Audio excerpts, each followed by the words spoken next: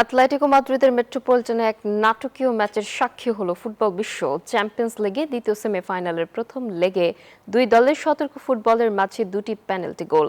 Victor ইউকেরেস ও Julian আলভারেজের গোলে 1-1 সমতায় শেষ হয় আর্সেনাল ও অ্যাটলেটিকো মাদ্রিদের দুই রথ।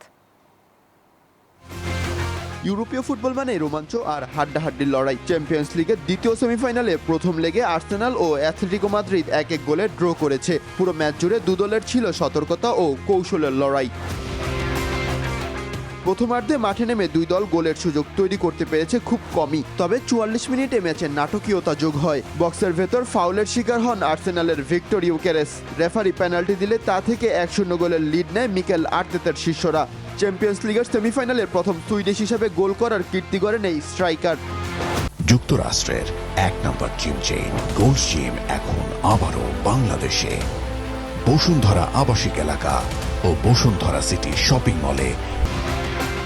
বিরতি থেকে ফিরে কৌশল বদলে আক্রমণের ধার বাড়ায় অ্যাথলেটিকো। আক্রমণ পাল্টা আক্রমণে এবার পেনাল্টির দেখা পায় দিয়াগো সিমিওনের দল। বেন হোয়াইটের হ্যান্ডবলে পেনাল্টি পেয়ে আলভেরাজের গোলে সমতায় ফেরে লস রোজিব্লাঙ্কোসরা। এই গোলে আর্জেন্টাইন হিসাবে 41 ম্যাচে দ্রুততম 25 গোলের মাইলফলক স্পর্শ করেন 26 বছর বয়সী এই ফুটবলার। তাতে ড্র নিয়ে সন্তুষ্ট থাকতে হয় দুই দলকে। মাহাদি হাসান, নিউজ 24।